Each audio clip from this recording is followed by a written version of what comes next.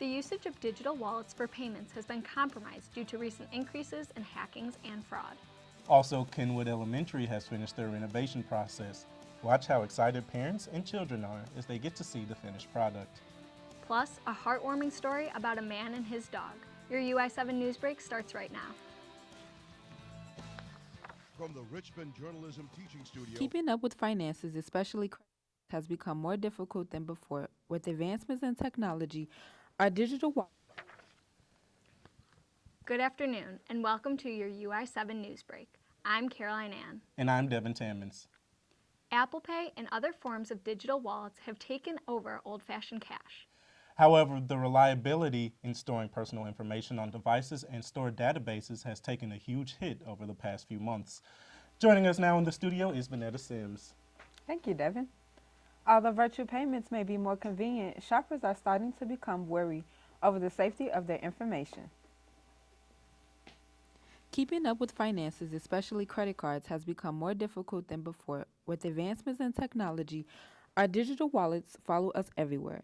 Though there may be conveniences in having your wallet at the palm of your hand, it could just be another source of credit card fraud. I lost a lot of money that was in my bank that I was supposed to pay school tuition with, and also I had no bank because the bank just told me that I couldn't bank with them anymore, so it really hurts the person. Credit card fraud, or what is known to many through social media as card cracking, is depositing fraudulent checks into someone's account and withdrawing the money before the bank is notified of the bad check. I was bamboozled. My friend told me they needed to put some money in my account. I was thinking maybe money because they didn't have a bank account, they just need to sit it there, and if they need it, they can just take it out. But come to find out, my bank was telling me that I was putting in fake checks and this and that, and it just took off from there. Champaign Local Police Department gives some tips on how students as well as residents can prevent themselves from being victims of credit card fraud. When you're at a restaurant or a store, make sure you get your customer copy back and they don't switch copies on you, so now they can change the tip amount or they can do something different. So keep your information, and when you're done with it, shred it. Don't just throw it in a garbage can, because when you throw it away, you don't have a right to privacy anymore. Anybody can get that information. It's easy to become a victim of bank fraud, but once you are, it's a major setback to overcome. It kind of just depends on what the suspects are looking for. If they find it because you've thrown out some receipts, they find a purse, they find a wallet. So there really is no age group. It's all digital.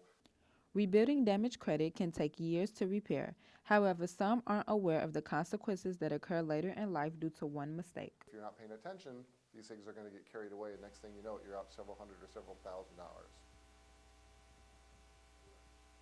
If you have any information regarding this incident, visit ChampaignCountyCrimeStoppers.com to leave an anonymous tip. Back to you. Amongst credit card thefts, there has been an increase in the number of reported bicycle thefts at the University of Illinois as well. UI7's V. Shahab has more on why this crime has become more common. Sometimes it takes becoming part of a statistic to realize its significance. One University of Illinois freshman, an unfortunate victim of bike theft, knows this feeling all too well.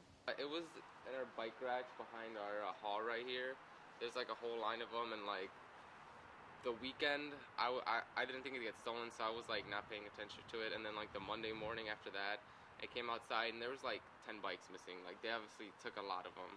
It was a day where everybody's bike got stolen, and it was tragic. A spokesman for the University of Illinois Police Department says the numbers may have spiked, but it's nothing new for this time of year. We are currently in one of the peak times of the year for bicycle theft.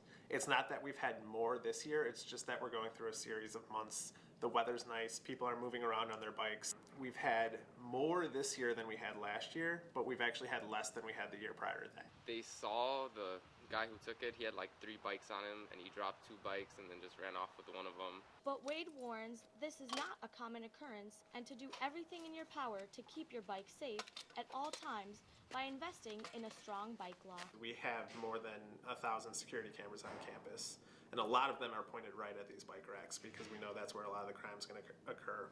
So if you're going to be the guy who locks your bicycle properly and makes it the hardest for that thief to take your bike, then he's going to walk right past your bike illegally. Wade suggests the use of a U-lock, such as this one, instead of a chain lock, which could easily be cut by anyone. I didn't have a U-lock at the time, so I just had like a string lock, which is easily cuttable, and yeah, that's how they cut it. I learned my lesson, and I'm not gonna let that happen again. In Champaign-Urbana, V. Shahab, UI7 Newsbreak.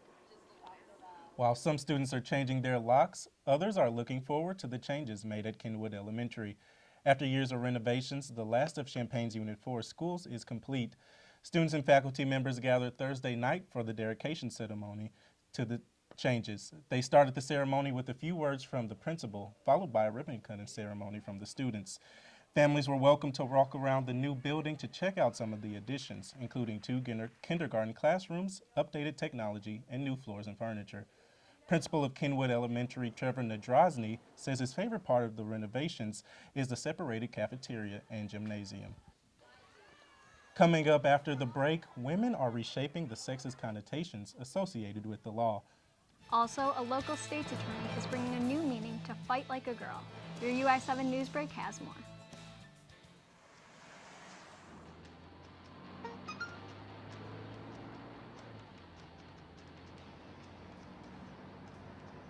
The average text takes your eyes off the road for nearly 5 seconds.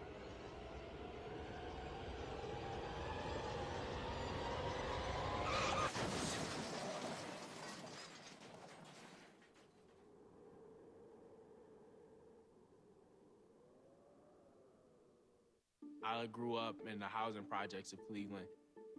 I didn't even know that life could be any better than it was. Education for me has been a way to get away from the agony of what was normal life.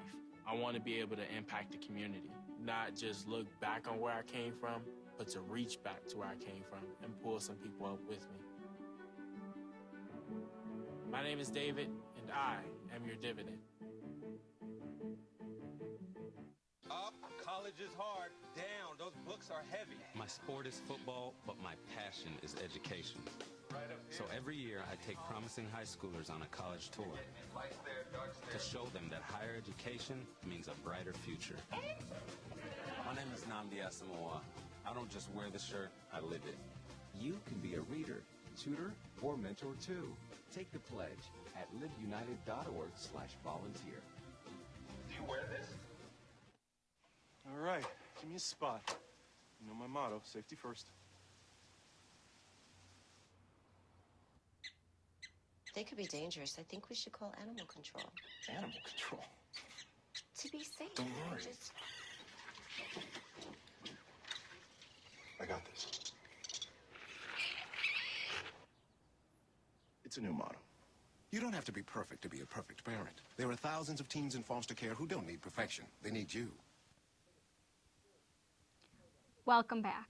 Law enforcement has historically been a boys' club, but police departments in Champaign County are working to change that. 5 different agencies teamed up this weekend to recruit women into their ranks. Saturday marked the 2nd annual Women in Law Enforcement Career Fair. Informational booths from local police, fire, and METCAD agencies lined the Parkland College Student Union. Females of all ages came to learn about careers as first responders and why they are so important to the profession. The day also included special demonstrations from Harley the Canine. Harley's handler, Patrol Deputy Chelsea Keys, says she wishes there had been an event like this when she was first starting her career. She hopes this event will inspire more women to answer the call to service. Is a wonderful thing to be a part of. Like the strong women of law, a well-known member of Champaign is rallying the community for a great cause. UI7's Kathleen Foley has more on the story. That City Bar and Grill.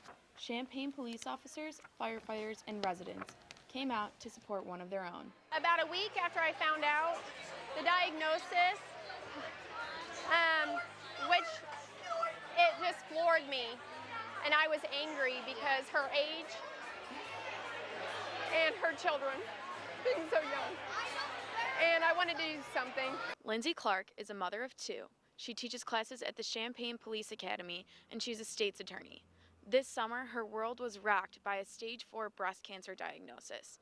Since then, she's been showing her friends, family, and coworkers exactly what it means to fight like a girl. Richie says that the days leading up to the event, people's generosity became overwhelming. She was nervous that there would not be enough room to feature all the donations received.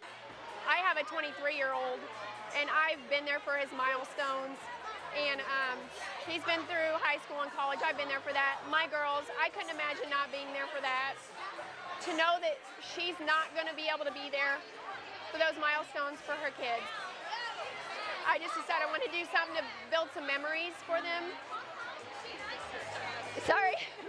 The message of the benefit for Lindsay was to fight like a girl and to never stop fighting. That life doesn't end just because you get diagnosed. Throughout the event, people consistently talked about how inspirational Lindsay has been this year, spending as much time with her family as possible, working out and going to work every single day. To be a state's attorney, you always get to do the right thing. I get to prosecute or not prosecute any case based upon the evidence or what the right thing is to do. And other lawyers who get retained have to do what their client wants, and I get to do what's right. For UI7 Newsbreak, I'm Kathleen Foley. 2 former alums are gathering signatures in support of former University of Illinois Chancellor Phyllis Wise. UI7's Jasmine Din has more on why these women want Wise back. What started as a simple letter of appreciation turned into a 300-plus petition in support of former University of Illinois Chancellor Phyllis Wise. Champaign residents and U of I alumni Ginny Holder and Joan Sensenbrenner initially wrote the letter because they feel Wise was unjustly done.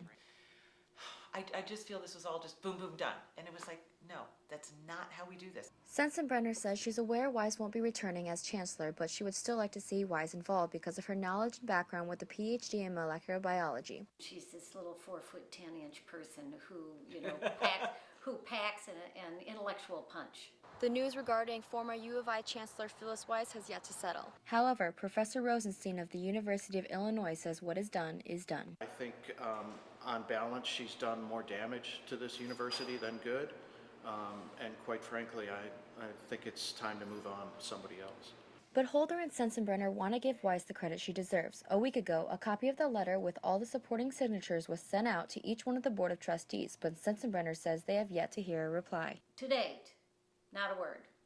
And Not thank you for, not even an acknowledgement that it was received. From none of Nothing. Holder and Sensenbrenner are passionate about this issue because they are passionate about the school and the community, but they don't believe how the school is handling the issue is justified. I'd like to see a response from any one member of the Board of Trustees. We're graduates, we're donors, we exist, we live in this community. We exist here. But they don't hesitate to send us, solicitation for why don't you give more money. The woman would simply like to see Wise re-involved in the school she's already committed so much to. In Champaign, I'm Jasmine Din, UI7 Newsbreak. Patches the puppy went missing from his U of I owner's home backyard. Owner Kevin Carter put Patches in his fenced backyard, how he does every other day. After a while, he went out to check, and there was no sign of Patches. After days of following surveillance videos, working with Champaign police, and many social media posts to spread the word, Patches was found safe and sound. At first, Carter and friends thought Patches had run away. While they were looking and calling Patches' name, they found his collar nearby.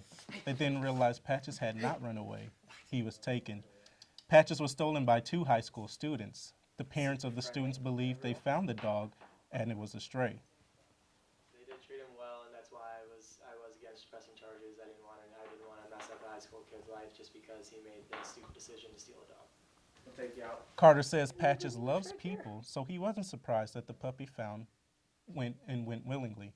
Patches returned well-fed, unharmed, and happy to see his family.